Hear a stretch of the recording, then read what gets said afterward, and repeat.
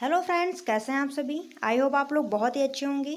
मैं हूं दिव्या वर्मा एंड आप सभी लोग हैं मेरे साथ इंडिया के बेस्ट स्टडी चैनल पर, जिसका नाम है स्मार्ट स्टडी 101। दोस्तों, आज हम लोग डिस्कस करने वाले हैं यूपी टीजीटी और पीजीटी संबंधित कला का एक महत्वपूर्ण टॉपिक, एक नहीं दो महत्वपूर्ण टॉपिक। आज हम लोगों को सित्तनवासल और एलिफेंटा की गुफाओं के बारे में पढ़ना है। ठीक है, दोनों ही इंपॉर्टेंट टॉपिक हैं। और अगर आप लोगों को ये वीडियो पसंद आती है तो वीडियो को यार लाइक शेयर जरूर किया करें। ठीक है, और आज हम लोग क्या पढ़ने वाले हैं, सित्तनवासल की और एलिफेंटा की गुफाएं। तो आज हम लोग इन गुफाओं के बारे में डिटेल में अध्ययन करेंगे। ठीक है, विधिवत अध्ययन करेंगे दोनों गुफाओं का। और आपके एग्जाम्स के लिए ये गुफाएं इंपॉर्टेंट भी हैं, इसलिए कायदे से आप लोग इन दोनों टॉपिक को पढ़िएगा। ठीक है, चलिए दोस्तों, टाइम को वेस्ट किए बिना वीडियो को स्टार्ट करते हैं और पढ़ते हैं आज का इम्पोर्टेंट टॉपिक। सित्तनवासल गुफा स्थित है इनकी तंजौर, तमिलनाडु। ठीक है, ये तमिलनाडु की तंजौर जिले में स्थित है और समय है इनका 7वीं से 9वीं सदी। ठीक है, नदी है कावेरी। सित्तनवासल की गुफाएं कावेरी नदी के किनारे स्थित हैं और ये जैन धर्म से संबंधित हैं। ठीक है, गुफाओं का निर्माण मरवर्मन राज सिंह ने करवाया था। ठीक है, सित्तनवासल की गुफाओं का निर्माण मरवर्मन राज सिंह ने करवाया था। आगे देखते हैं, ये आपकी सित्तनवासल की गुफाएं हैं। ठीक है, इस प्रकार से सित्तनवासल की गुफाएं आपकी हैं।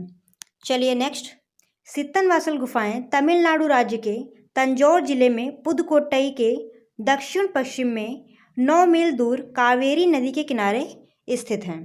ये गुफाएं जैन धर्म से संबंधित हैं। सित्तनवासल का शाब्दिक अर्थ जैन संतों का निवास स्थान होता है। ठीक है, सित्तनवासल का शाब्दिक अर्थ क्या होता है, जैन संतों का निवास स्थान। और सित्तनवासल की गुफाएं जैन धर्म से संबंधित हैं। ठीक है, कावेरी नदी के किनारे स्थित हैं। राज्य है तमिलनाडु, तमिलनाडु राज्य में स्थित हैं। और कौन सा जिला है, तो तंजौर जिले में। ठीक है, पुदुकोट्टई के समीप स्थित हैं। आगे देखते हैं, अब पढ़ेंगे इसकी खोज के बारे में। ठीक है, सित्तनवासल गुफाओं की खोज किसने की। सित्तनवासल की गुफा को सर्वप्रथम फ्रांस के टीएस गोपीनाथ ने देखा था। इन गुफाओं की खोज 1934 में फ्रांस के प्रोफेसर दुर्बिल ने की थी। ठीक है, किसने की थी, प्रोफेसर दुर्बिल ने। आगे देखते हैं, चित्र हैं यहाँ के, कमल युक्त सरोवर, जैन तीर्थंकर, 3 दिव्य पुरुष फूल तोड़ते हुए, अर्धनारीश्वर, राजा रानी, नृत्य करती अप्सराएं। ठीक है, तो ये सित्तनवासल गुफाओं के चित्र हैं। आगे देखते हैं, ये गुफाएं पूर्व मध्यकाल का प्रतिनिधित्व करती हैं। यहाँ के जो चेहरे हैं वो 2.25 चश्म के बनाए गए हैं। ठीक है, यहाँ पर जो चित्र प्राप्त हुए हैं उनके चेहरे 2.25 चश्म के बनाए गए हैं। यहाँ से चित्रण के 2 स्तर प्राप्त हुए हैं। ठीक है, यहाँ पर जो चित्र प्राप्त हुए हैं उनमें कितने 2 स्तर मिलते हैं। ठीक है, पहले स्तर के चित्रों में अजंता जैसे लक्षण मिलते हैं। जो पहले स्तर के चित्र हैं वो अजंता के चित्रों से मेल खाते प्रतीत होते हैं और दूसरे स्तर के चित्रों में अपभ्रंश शैली के लक्षण दिखाई देते हैं। ठीक है, पहले स्तर के चित्र जो हैं वो अजंता के समान हैं और दूसरे स्तर के जो चित्र हैं वो अपभ्रंश शैली के समान हैं। ठीक है, अपभ्रंश शैली के उसमें लक्षण दिखाई देते हैं। आगे देखते हैं, अब आपकी आती है एलिफेंटा गुफा। ठीक है, देखिए ये आपका जो सित्तनवासल की गुफाएं थी, ये टॉपिक आपका छोटा था, इसलिए मैंने एक ही वीडियो में आपके 2 टॉपिक कवर कर दिए हैं। ठीक है, एक सित्तनवासल, दूसरा एलिफेंटा की गुफाएं। तो स्थित है इनकी महाराष्ट्र राज्य और धारापुरी टापू। ठीक है, महाराष्ट्र राज्य के धारापुरी नामक टापू पर एलिफेंटा की गुफाएं स्थित हैं। ठीक है, यहाँ पर मैंने एलिफेंट लिख दिया, यहाँ पे एलिफेंटा होगा। ठीक है, क्या होगा, एलिफेंटा। समय है इनका 5वीं से 10वीं शती। ठीक है, अन्य नाम इनका है शिवलयन। एलिफेंटा की गुफाओं का अन्य नाम क्या है, शिवलयन। ठीक है, और एक चीज़ है, ध्यान रखिएगा, एलिफेंटा की जो गुफाएं हैं इनका पुराना नाम था धारापुरी। ठीक है, पुराना नाम क्या था, धारापुरी। और धर्म है इनका शैव धर्म से संबंधित हैं। खोज की थी पुर्तगालियों ने। एलिफेंटा गुफा की खोज किसने की थी, पुर्तगालियों ने। आगे देखते हैं, एलिफेंटा गुफा मुंबई के गेटवे ऑफ इंडिया से 10 किलोमीटर दूर धारापुरी नामक टापू पर स्थित हैं। एलिफेंटा की गुफाएं कहाँ हैं, महाराष्ट्र राज्य में मुंबई के गेटवे ऑफ इंडिया से 10 किलोमीटर दूर धारापुरी नामक टापू पर स्थित हैं। टापू क्या होता है? समुद्र के बीचों बीच में एक भूमि होती है जो चारों तरफ से जल से घिरी रहती है। ठीक है, चारों तरफ से जल से घिरी रहती है, उसे क्या कहते हैं? टापू। यानी कि ऐसी भूमि जो चारों तरफ से जल से घिरी हो उसे टापू कहते हैं। तो आपकी जो एलिफेंटा की गुफाएं हैं ये धारापुरी नामक टापू पर स्थित हैं। और कहाँ हैं?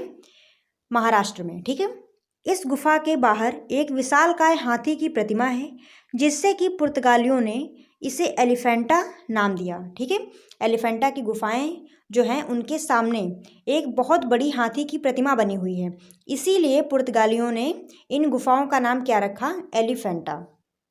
एलिफेंटा का दूसरा नाम शिवलयन है। एलिफेंटा का दूसरा नाम क्या है? शिवलयन। ठीक है, एलिफेंटा का पुराना नाम है धारापुरी और दूसरा नाम है शिवलयन। एलिफेंटा गुफा शिव को समर्पित है और यहाँ पर शिव की 9 प्रतिमाएं हैं। इन गुफाओं का समय 5वीं शती के वाकाटक व गुप्तों से लेकर चालुक्य राष्ट्रकूट तथा 10वीं शती के कलचुरी शासक कोकल द्वितीय के समय तक माना जाता है। विश्लेषण करने पर पता चलता है कि एलिफेंटा का निर्माण गुप्त व वाकाटक काल से प्रारंभ हुआ, किंतु सर्वाधिक निर्माण राष्ट्रकूट शासकों के समय में हुआ। एलिफेंटा की जो गुफाएं हैं उनका सर्वाधिक निर्माण राष्ट्रकूट शासकों के समय में हुआ है तथा यहाँ की अधिकांश मूर्तियाँ 10वीं शती में कलचुरी शासकों के समय में निर्मित की गईं। ठीक है, कलचुरी शासकों के समय में यहाँ की सर्वाधिक मूर्तियाँ निर्मित हुई हैं और इसका सबसे ज़्यादा निर्माण राष्ट्रकूट शासकों के समय में हुआ है। आगे देखते हैं एलिफेंटा से प्राप्त मूर्तियाँ। त्रिमूर्ति जिसे महस मूर्ति भी कहते हैं, शिव तांडव नृत्य प्रतिमा जिसे नटराज की मूर्ति भी कहते हैं, गंगाधर शिव, लकुलीश शिव। लकुलीश शिव का मतलब होता है ध्यान मुद्रा में शिव। ठीक है, रावण कैलाश पर्वत को उठाए, कल्याण सुंदर, अर्धनारीश्वर, रावण अनुग्रह मूर्ति, ये एलिफेंटा से प्राप्त मूर्तियां हैं। ठीक है, ध्यान रखिएगा। और सबसे इसमें इम्पॉर्टेंट है आपकी त्रिमूर्ति। त्रिमूर्ति के लिए ही एलिफेंटा जाना जाता है। चलिए कुछ महत्वपूर्ण बिंदु हैं, इन्हें भी देख लेते हैं। एलिफेंटा मूर्ति कला के लिए प्रसिद्ध है। एलिफेंटा को यूनेस्को द्वारा विश्व धरोहर की सूची में 1987 में शामिल किया। यूनेस्को ने एलिफेंटा को 1987 में विश्व धरोहर स्थल की सूची में शामिल किया। यहाँ की हाथी प्रतिमा विक्टोरिया गार्डन संग्रहालय मुंबई, जीजा माता उद्यान या वीर माता उद्यान में रखी हुई है। जो हाथी की प्रतिमा थी वो कहाँ है इस टाइम? वीर माता उद्यान या फिर जीजा माता उद्यान में रखी हुई है। ठीक है, आगे देखते हैं। एलिफेंटा त्रिमूर्ति के लिए जाना जाता है। ठीक है, याद रखिएगा, ये पॉइंट आपका इम्पॉर्टेंट है। एलिफेंटा जो है वो त्रिमूर्ति के लिए ही जाना जाता है। एलिफेंटा में सर्वाधिक निर्माण कार्य राष्ट्रकूटों के समय में हुआ है। एलिफेंटा का जो सर्वाधिक निर्माण कार्य है वो राष्ट्रकूटों के समय में हुआ है। ठीक है, तो आज हम लोगों ने 2 गुफाएं कंप्लीट की हैं, एक सित्तनवासल और दूसरी एलिफेंटा। ठीक है, तो आई होप आप लोगों को ये वीडियो पसंद आई होगी, और वीडियो पसंद आई है तो वीडियो को लाइक शेयर जरूर करिएगा। चैनल पर नए हो तो चैनल को सब्सक्राइब भी कर लीजिएगा। फिर मिलते हैं दोस्तों ऐसे ही किसी न्यू वीडियो के साथ, तब तक आप बने रहिए हमारे साथ। धन्यवाद दोस्तों, जय हिंद।